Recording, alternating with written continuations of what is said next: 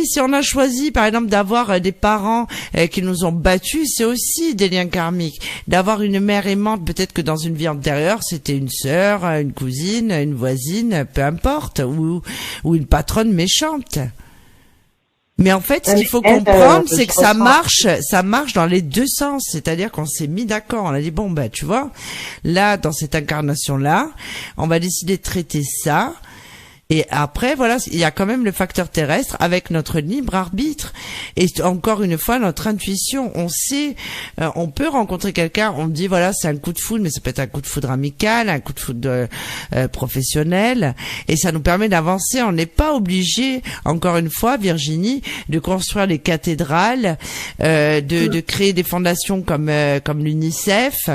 Non, tout simplement, l'énergie que nous déployons à ce moment-là, qui est le bonheur, qui est l'amour de soi, l'amour sacré, fait que justement ça apporte quelque chose à l'humanité. Parce qu'on le sait, il y a toujours le bien et le mal. Donc encore une fois, on choisit son camp. On peut avoir commencé en étant dans la lumière et puis après finalement avoir eu un parcours de vie qui nous amène dans l'ombre et après toujours se rattraper. On ne peut jamais régresser d'une incarnation à une autre. Ça, c'est mon point de vue. On ne peut que progresser. On se donne les outils avant d'arriver sur Terre. On choisit. Parce que je sens qu'elle va faire dans ça là. J'ai senti vraiment par rapport à ce qu'elle veut faire, par rapport à son projet. Mais elle va s'éclater dans tous les sens du terme. Mais clairement.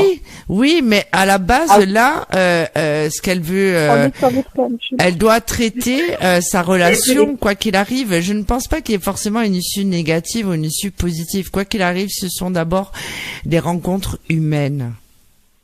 Ah ben moi, je vois pas d'issue négative, hein. De toute façon, après, il faut aussi que nos auditeurs comprennent qu'on n'est pas obligé. Alors, je vais reprendre encore cet exemple, mais d'avoir une Rolex pour avoir réussi sa vie, là, c'est pareil. On n'est pas obligé de rencontrer son âme jumelle et se dire, voilà, j'ai réussi ma vie. Si je n'ai pas rencontré mon âme jumelle, ma flamme jumelle, ça veut dire que ma vie est ratée. Pas du tout. C'est que on a encore à progresser. Et on aura d'autres incarnations pour ça. Après, on peut même, je pense, la rencontrer, même si on a 95 ans. Et qu'on habite soit dans son village ou qu'on soit dans un institut médicalisé, je pense que les choses sont, alors ce type d'événement est défini puisque, encore une fois, pour moi, ce sont tout simplement des contrats d'âme.